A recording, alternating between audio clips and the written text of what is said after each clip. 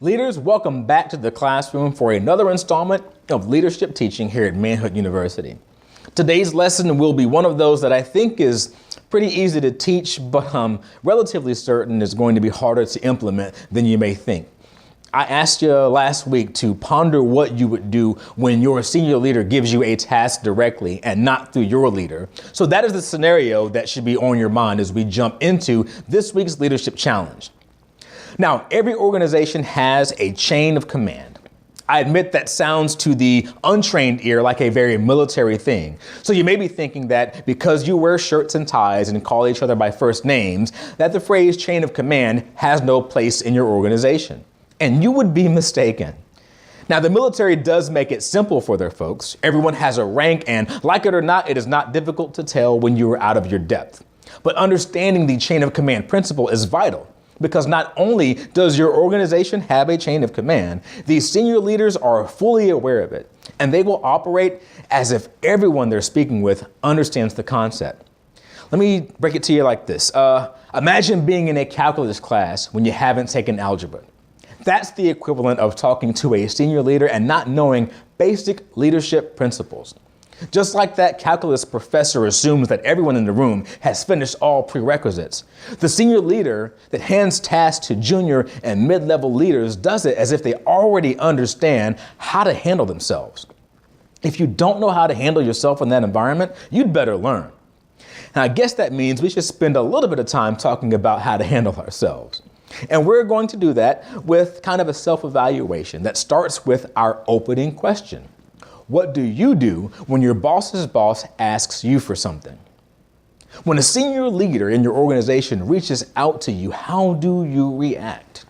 What if it's something they've asked your boss for and it seems like it's just not being handled well? What if it's something that the senior leader relays to you and you pick up on what you think is a lack of confidence in your boss's ability to get the job done? Or what if you have a relationship with that senior leader outside of work and things frequently get relayed to you in those informal settings? Let me tell you something, leaders, your character is revealed when tasks get handed to you from a level or two higher in the food chain. Let me put it the way my pastor puts it. Your gift can take you places that your character can get you kicked out of. So this week, we're going to talk about how your character gets revealed in those moments. So what did we say? We got the tasks that are handed down that our boss seemingly hasn't handled, the tasks that our boss's boss doesn't think they can handle, and then the tasks that we're privy to because we have special access to a senior leader. Okay. First group, you're up. When that senior leader skips your leader to ask for an update on something your leader should have been getting done, you've got an opportunity. You can give him the answer right away to score some points. You can tell him you'll get back with him later and give your boss a heads up, or you can cover for your boss. Now, that's a bit of a trick scenario, and here's why. We can just throw plan C right out the window because you never know how much information a leader has when they ask you a question. So if that's your character, to cover for the boss, you just lost the confidence of someone who may be able to help you one day. Plan A seems like a great way to make sure you're known as the go-to guy in the organization. But with no mention of your leader, your character flaw is again showing. Now, plan B plain doesn't answer the question, which can make you seem out of the loop. So we combine plans A and B, which will automatically create the cover you wanted from plan C without making you into a liar. It goes something like this. Sir, Mr. Jones has us working around the clock and we're about 3 days from our target.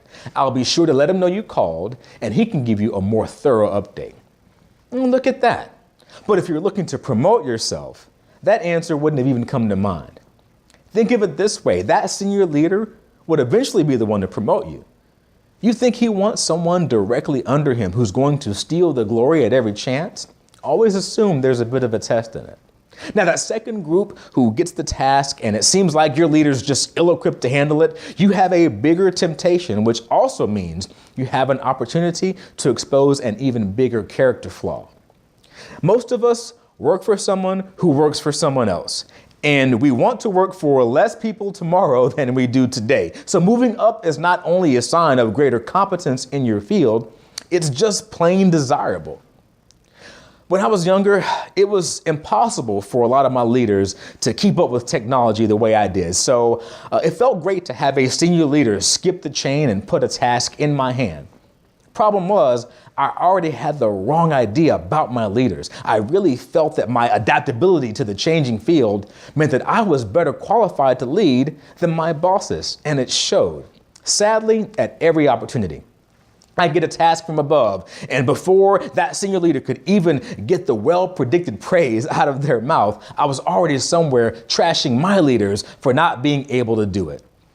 If I'd had any character at all, I would have brought my bosses into the conversation and shown them that I was working on something for their leader. But I wanted their jobs. I thought that's how you get in. I paid for that. And you know what? Until I learned the language of leadership, I kept paying and I didn't even know I was paying for it. My senior leaders, they got all the hard work out of me for less money. All the while, they knew that as long as I displayed those characteristics, I was not ready for the next level.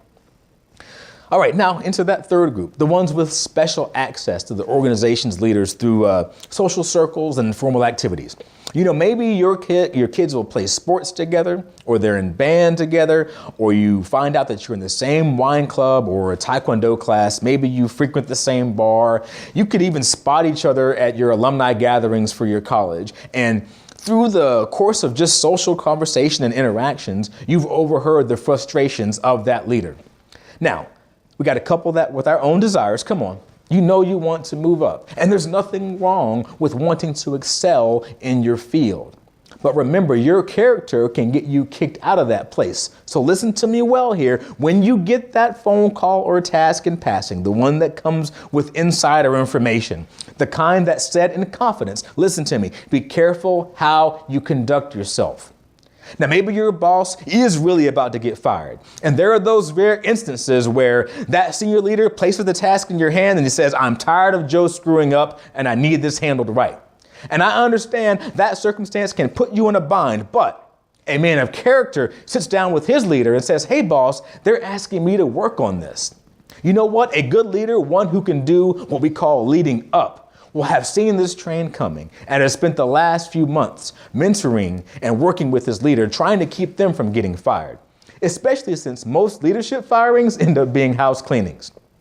Now, if you've done these things, then by the time the senior leader is bypassing your leader and putting tasks directly in your hand, you can at least have a clear conscience when you give them the heads up. But if your boss isn't on the chopping block, understand this. Sometimes people get placed over us and they aren't ready. They just aren't. Sometimes a leader wants to be human and they just need to be able to express their frustrations without you seeing an opportunity for advancement. Sometimes it may just be more convenient for a leader to hand you an expectation while they have access to you. And listen, that may be a breach in protocol, but it's up to you to get your leader involved versus trying to run with the ball and playing up your relationship with the boss's boss. That senior leader understands what you don't, the chain of command, and they're assuming you do, which means they're expecting you to have the professional sense to get your boss in the loop. So when you foolishly start to walk around portraying the social interactions that you have with senior leaders as legitimate power within the organization, you're not just showing your peers you're out of your depth, you're also showing those same leaders that not only do you not understand how the chain of command works, but that your character isn't worth the gamble of giving you a seat at the table.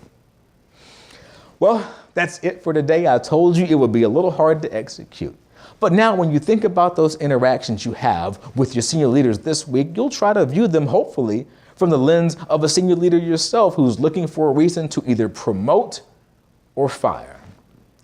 Take care, leaders. We will see you next time. God bless you all.